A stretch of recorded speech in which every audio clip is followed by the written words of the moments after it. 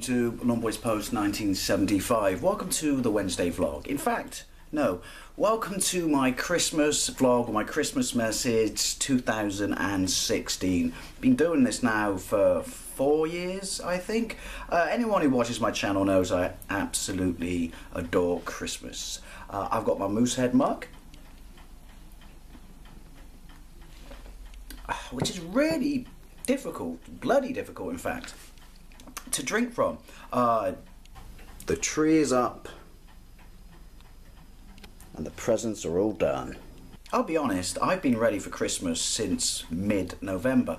Now, it's funny because if you read the title, you know what I'm going to talk about. For someone who loves Christmas as much as me, you know, I've never stopped loving it. I love it as much now as I did when I was a child. I know that sounds weird. I know a lot of adults just say it's just not the same. If you watched my last year Christmas message, you'll see that to me it's all about the anticipation. That's why I get my true love and affection for Christmas from, and that never goes away. Is Christmas usually a disappointment? Yeah, but I don't really care about that part of Christmas. I care about the build-up. Anyway, I talked about that last year. This year, I mean, people usually know that I start watching Christmas movies because I love them, and you can only watch them, you know, in the run-up to Christmas. You just cannot force yourself, at least I can't, to watch them any other time of year. So I start watching Christmas movies like at the very end of October, once I've gone past my birthday, right up to, you know, the 24th, Christmas Eve. Maybe if there's like one I haven't seen or a new one that's on Christmas Day TV,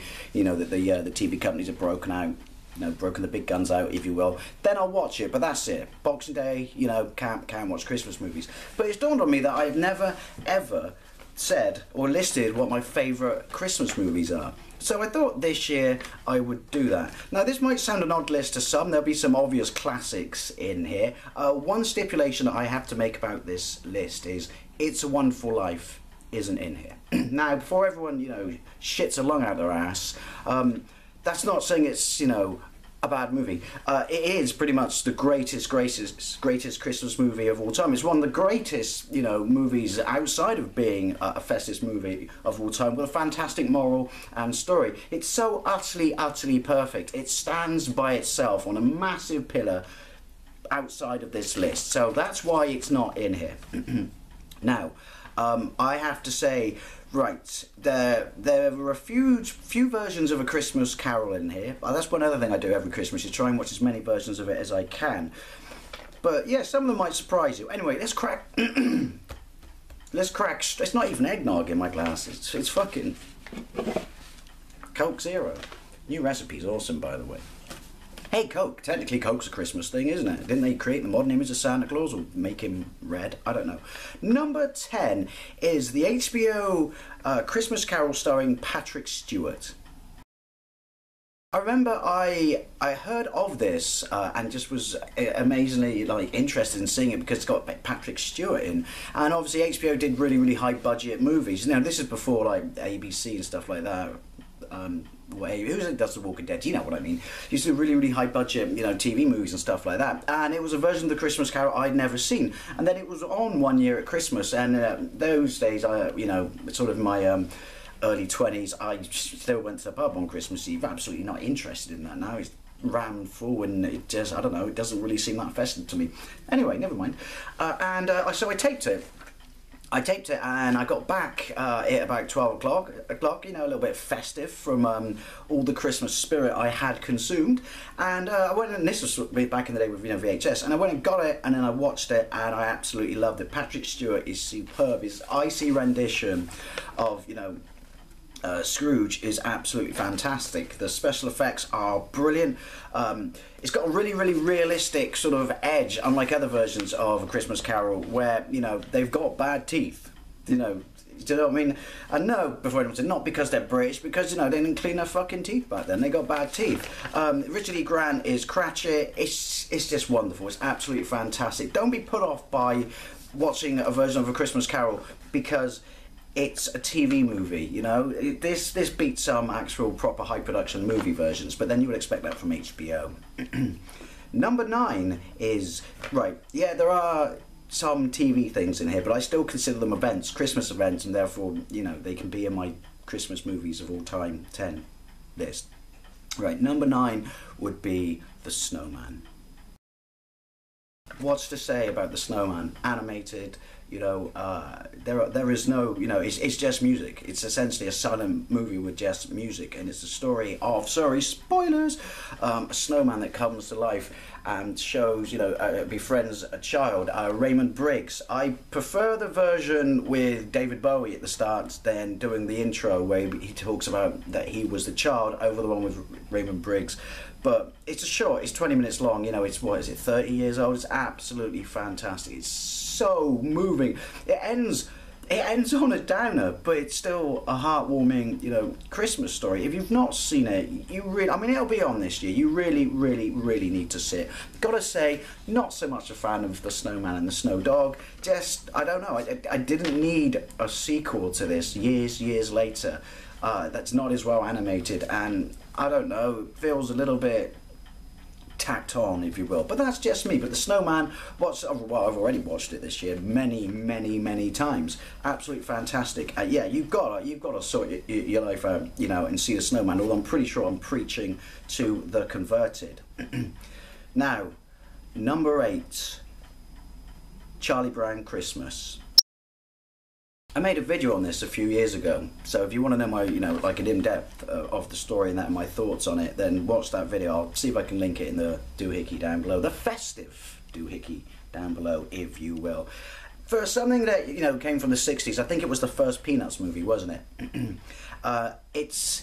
It's still as fresh now as it was then. I mean, think how commercialised Christmas is now, and then think how less commercialised it was in the 60s, and to have a story that, you know, is about that, the over-commercialisation of Christmas, and how it depresses its main character, Charlie Brown, and how he sees the beauty in something like the scraggly tree instead of these big corporate things and like that.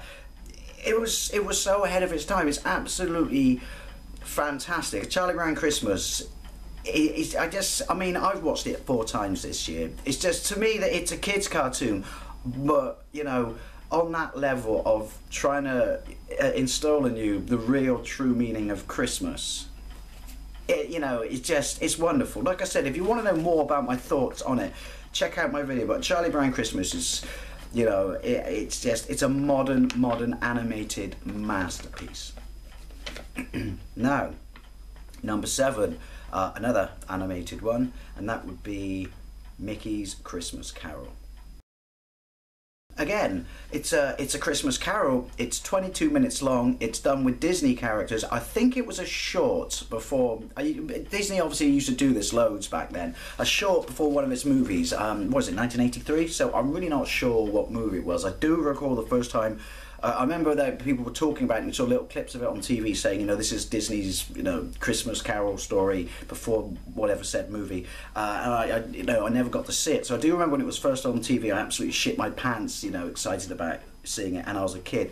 So we taped it, and, you know, I kept it and watched it every year to, you know, well into adulthood until I wore it out. But yeah, how you compress a Christmas Carol into 22 minutes is absolutely mind-blowing. But it's all in there. It's all in there. Yeah, it's very sort of Diet Coke version, as in, you know, it's aimed at kids, but the story is in there. You know, it shows that Scrooge's failings, or Scrooge McDuck, I think it was the first introduction of Scrooge McDuck, wasn't it? But don't quote me on that.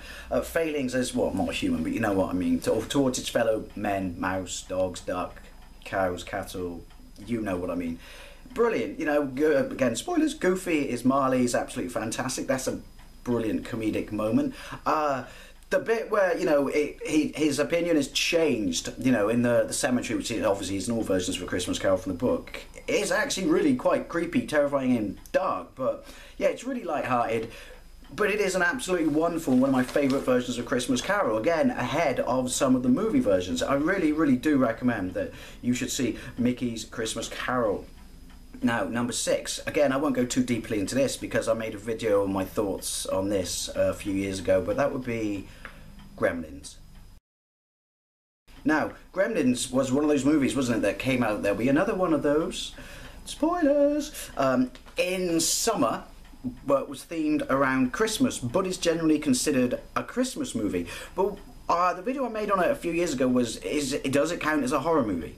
You know, it's a comedy set at Christmas, but is it a horror movie? And I said, yes, yes. There's some very, very dark moments in it. You know, very dark moments. What happened to Phoebe Cates' character's father? Whew, you know, and these things are horrible, vile, vicious little bastards. But it's set around Christmas, and it just reeks of festivity. It's, you know, the Mogwai is a Christmas present. That's what it is. It's, you know, it's your Christmas present. It's got really specific, complicated instructions, and you thought building your Lego model was, you know, a pain in the ass. You got Santa being attacked, you got snow, like I said, you got Phoebe Cates, that's kind of dark, that bit, telling the side, you know, the story of her father and stuff like that. But it's a Christmas movie, and I adore it. And once again, it's everything that I love. It's genuinely, you know, funny, genuinely moving in places, very dark, and it's a horror movie. So, you know, Gremlins is my number 6. Now, number 5, another story that is based on, well, it is a Christmas Carol, but it's a modern interpretation of it, and again, it's a comedy. Man, I put a lot of these in there, but it's a testament to what an amazing story, you know, Dickens wrote. And also, if you stop to think about it, I don't think Christmas was that popularly celebrated in the tradition that it is now, and you know, and basically Dickens shaped an image of Christmas that people started to celebrate, and also it was a social commentary on, you know, the poor and things at the time. But this would be Bill Murray's Scrooged.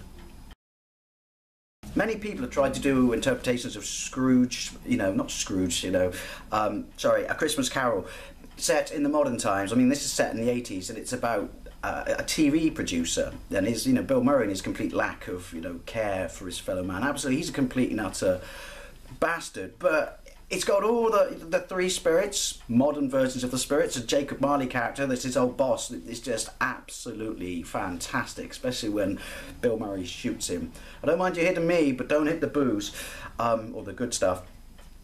Fucking hilarious, really, really, really funny. And seeing the transition of the character from what he was like back in the past to, you know, this bastard TV producer is just like, wow, man, you got warped. But yeah, it's better than, it's a weird thing to say, it's much better than a lot of versions of A Christmas Carol. And you would think that would be blasphemy to say that, being it that it's set in the modern day 1980s.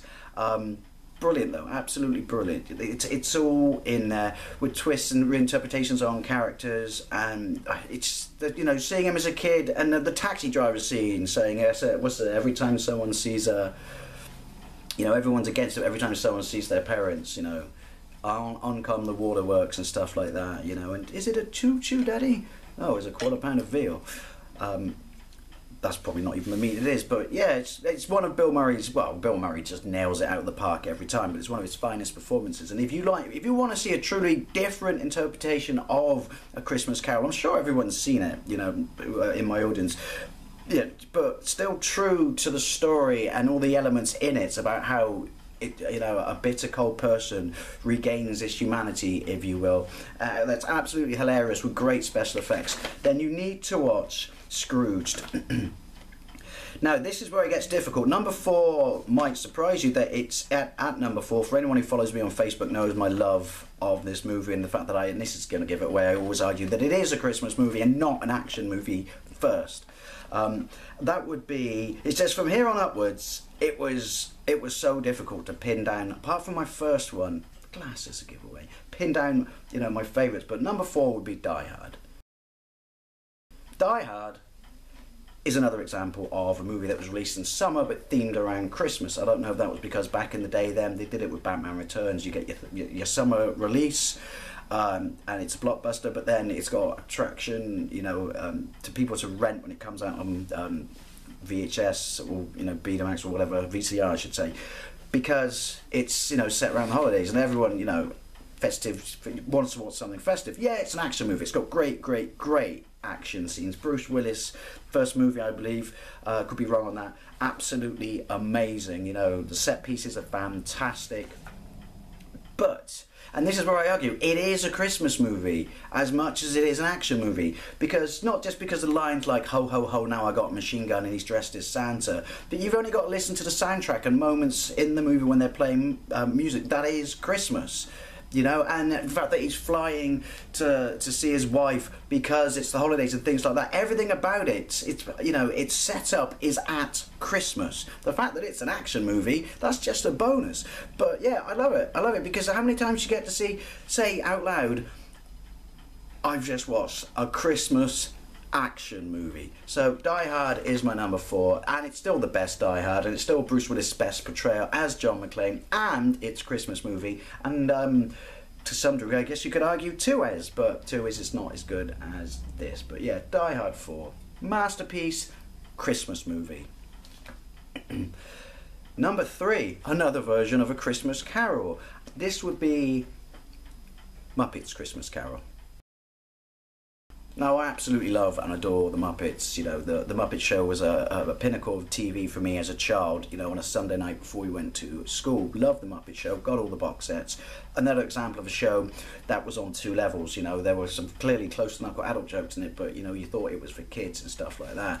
Got bought out by Disney, wasn't quite the same, but until I saw this. I mean, the casting is bizarre. It's a musical, you're casting Michael Caine as Scrooge, which in itself is brilliant, but in a musical version. So it's a perfect mix of humans, which is what the Muppets is about, isn't it? And Muppet characters. Obviously, he is Scrooge, Cratchit is Kermit, his wife is Miss Piggy.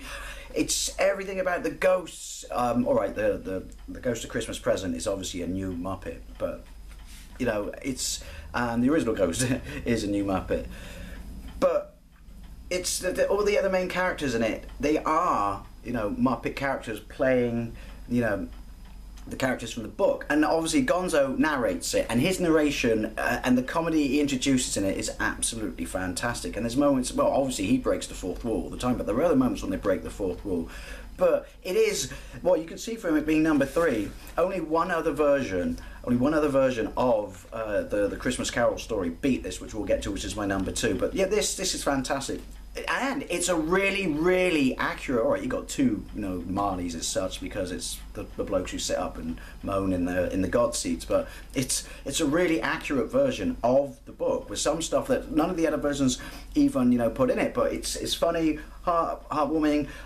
You know, great production, really great production. The sets are absolutely fantastic. And can you say it's great acting from Muppets? Hell yes, you can. Muppets Christmas Carol, you know. Well, there you go. My second favourite version of A Christmas Carol. If anyone knows this, though, let me know. On VHS, when it was released in the cinema, there was a song when Ebenezer, you know, when his girlfriend, you know, releases him, if you will, and they sing a song called The Love You Lost. And this is young Ebenezer. And that was in the cinema and on the VHS version I used to have. But it's not in the DVD version. You can see it on YouTube, and if you've watched the modern, you know, sort of DVDs of Muppets Christmas Carol, I would really, really, really recommend you check it out. But always wondered why it's not in there. Now, number 2, that would be Scrooge. The 1951 Alistair Sim version of Scrooge. This is, to me, the finest version. You know, Alistair Sim is absolutely mind-blowing in this. There is a recoloured version, ignore that, just watch the black and white one. His acting is superb. You know, you really do think, man, you're an absolute bastard. And he really is a completely different person at the end, which is a testament to his amazing, amazing acting. Ignore the fact that it's 1951, and I mean, this is an odd statement. The special effects are absolutely fantastic. The production is brilliant. It looks wonderful, but again, watch it in the black and white version. It's just, I can't explain it. I didn't see it until the early to mid 90s. I've always loved A Christmas Carol, but I saw all the other versions, you know, before it. I don't know why. I don't know how it escaped me until I saw it. I think it was in Blockbuster when they still existed, and just went, hey, here's a version. I think it might be because I didn't know it existed. Ooh, sacrilege. And just went, I didn't know this existed. I bought it, watched it, loved it. The ghosts are just amazing in it. It just the story, it nails the book absolutely completely. You know, you feel like you're on a journey with Alistair Sim. It is, maybe this is just me, it is the finest version of the Dickens classic. Now, not in this list, but just honourable mention, he reprised the role of Scrooge in a 1971 animated, like 25-minute animated version of it that's colour, hand-drawn and hand-painted, and he reprises the role of Scrooge, and that's an absolutely fantastic version, and that is on YouTube, and I recommend you watch it. That's just, the visuals are stunning. But yeah, it's just very interesting to see that he reprised the role in an animated version for children. That was really, really dark. Now, number one, yeah, here's the giveaway. My favourite Christmas movie of all time is National Lampoon's Christmas Vacation. I remember seeing this in the top 10s on Sky Movies on a like Thursday or Friday, and just wanting to see it, but never got around to seeing it in the cinema. Never got around to renting it, because why would you rent a movie unless it was Christmas? And then I remember when it came on Christmas, when it was on its first run on Sky Movies, watched it, taped it, loved it, came the crap out of it that Christmas. The story of Clark, you know, Griswold, we all know the Lampoon movies, the Lampoon Vacation movies. First one's great, European one's shit. This is the best one. He wants to have the perfect Christmas at his house for a change, and have all the relatives come around there, and he's got such high hopes, and as it's Clark, you know what's going to happen. Shit just happens and it doesn't go to plan. But he's so witty in it, and he's so sharp, and for a PG, some of the lines in it are absolutely amazing, you know. Happy Christmas, Happy Hanukkah, fuck him, fuck you, you know, stuff like that. Cousin Eddie comes round, you know, and what's it, Morning Clark, shitter was full, classic, and, you know, got a plate in my head every time you turn on the microwave, I'll piss my pants and forget who I was for 5 minutes. It's just brilliant. Everything goes wrong, and it's all based around the fact that he thinks he's getting something, a bonus from his boss, that doesn't happen, and yeah, it ruins his Christmas. And then I'm not going to give you spoilers on this, because if you haven't seen it, this is a genuine treat. Very touching moments bring tears to your eye when he's stuck in the attic. That's a spoiler. And he's watching the Super 8, and that's also a spoiler of his childhood Christmases. But honestly, the dialogue and the script in it is absolutely, it's through the roof amazing, especially cousin Eddie. The actress who plays Elaine from Seinfeld is in it. There's an incredibly stuck-up bitch, and just like I said, I'm giving you spoilers, fuck it, we're this far in. Some of the lines where he walks out of his garage, not saying garage even though it's an American film, with Jason Voorhees, well, no, hockey mask on, and he starts his chainsaw, and he's got the tree that they dug out of the ground in the middle of nowhere. That's a great scene. Hey kids, look, a deer. Sorry. And he goes, hey, Griswold, that's a pretty big tree. Where are you going to put it? And he takes his mask off and he goes, bend over and I'll show you. He goes, how dare you talk to me like that? And he goes, I wasn't talking to you, I was talking to your wife. Honestly, it comes good at the end, and it still has that, you know, Christmas spirit in it, which is so great. But also, it's just brilliant because he's just trying so hard to make this the perfect Christmas, and everything that goes wrong is just absolute comedy gold and fantastic.